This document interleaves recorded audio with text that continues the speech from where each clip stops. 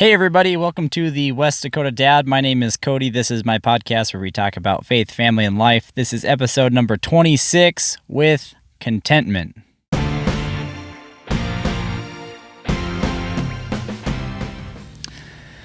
So this episode was suggested by a fan. My first ever fan requested episode. Thank you, Mom, for the suggestion. Yeah, so my mom and I were talking the other day, and she had told me that I should do an episode on contentment because it's important to live your life being content. There's a lot of value to it, and she thought that I was very good at being content, to which I kindly thanked her and then thought to myself, no, I'm not. There's way too many things that I am not content about, way too many things I want to achieve. I'm not the best husband, the best father, the best follower of God. I'm not the best person yet. I mean, and not only that, but I have goals with, my health, with my finances, and so many other things that I'd like to accomplish before I can consider myself to be content. So I wasn't really going to do an episode based on myself. I'll do an episode based on contentment, sure. But then I started to think about it. Why did she think that I'm content? Have I put on this perception that and fooled her that I am a content person? Well, if that's the case, then I got a little bit of self-reflecting to do. So, my high school, Sturgis Brown High, has a phenomenal wrestling program. Back when I was in high school, I know that they were nationally ranked. I don't know if they still are or not, probably because they have a great reputation at being a dominant wrestling program. They have state records galore. So many state champions and so many state titles are a part of that wrestling program. And in their wrestling room, they have painted in bold letters, "Never satisfied." And I love it because you're always striving for more. You're always wanting more. And so even though I wasn't a wrestler, I kind of adopted that for a motto, per se, for life, to never be satisfied. And if I was to define contentment, that would be to be satisfied. To a person that has made it to that point where they are satisfied with where they're at. They're sitting idle now. They're on cruise control, whatever you want to call it. But that to me was what contentment meant. But then I started to think about it. Why? I started to think a lot about this, actually. So why does the Bible talk about being content?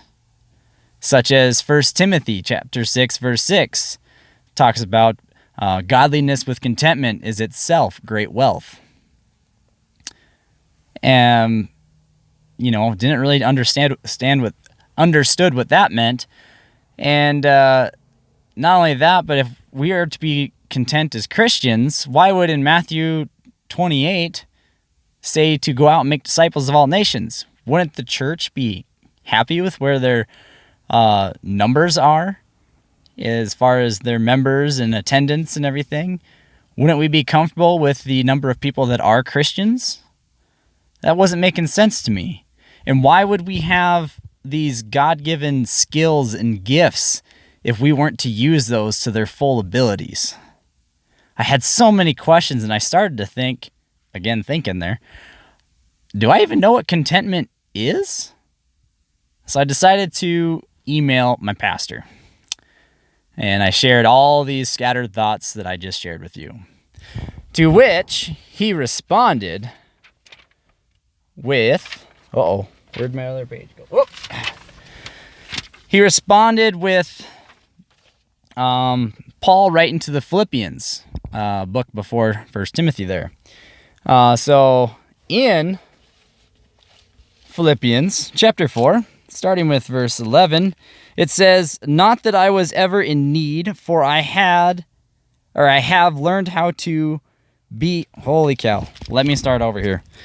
Not that I was ever in need, for I have learned how to be content with whatever I have. I know how to live on almost nothing or with everything. I have learned the secret of living in every situation, whether it is with a full stomach or empty, with plenty or little.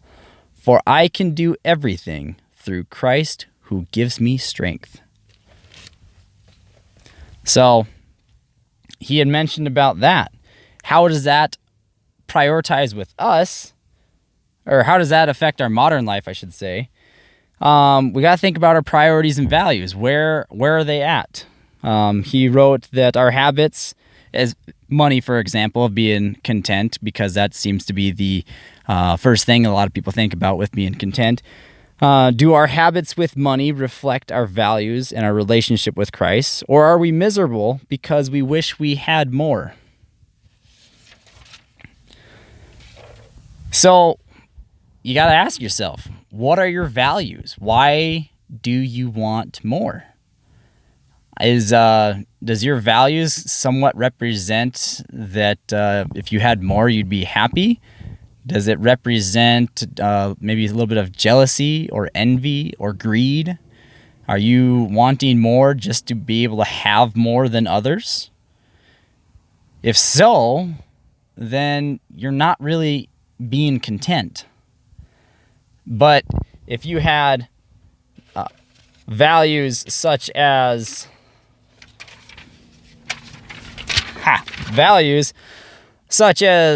working hard, making an impact, being hospitable, generous, loving, peaceful, and having hope, then you can find contentment no matter where you are in life, no matter what income bracket you're at.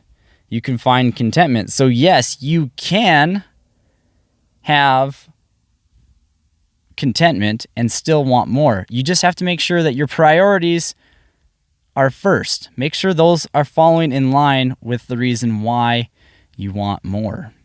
Such as, for an example, he said that on money again, if you decided that you wanted to give a certain percentage of your income off the top towards being generous, tithing, and just for the greater good, and you would be practicing being content with the rest. So it kind of made a light bulb ding to me. So circling back around to the question, am I a content person? I would say for the most part, but because I am happy with everything I have, I'm very grateful for everything I have, but it's something I can always work on. I think everybody can always work on being content, because there are times, even though you might be happy for someone, you might see that they might have a cool new toy, or they might have their dream house, they want their best vacation ever or whatever. And there are split-second times that I will say I struggle with at times, that I'm like, dang, I wish I had that, or I was there. You know, you get these little moments of jealousy, and you just can't let those control you. It's just something you always got to work on. So I learned a lot before doing this episode on what contentment really means, and how I was a little bit off my mark on what I thought contentment was. So if you knew all this about contentment, congratulations, you were definitely a step ahead of me. But there is something you can still learn from this episode, and that is, no matter what you know, there's always an opportunity to circle back, refresh your mind, make sure you're still on the same page, or maybe you see it from a different perspective now. So yeah, that's my episode on contentment. I really hope you guys enjoyed it. Until next time, I'm the West Dakota Dad. Thanks for listening to the West Dakota Dad podcast. If you like what you heard, please drop a rating, share with your friends, and don't forget to hit the subscribe button so you don't miss out on any content.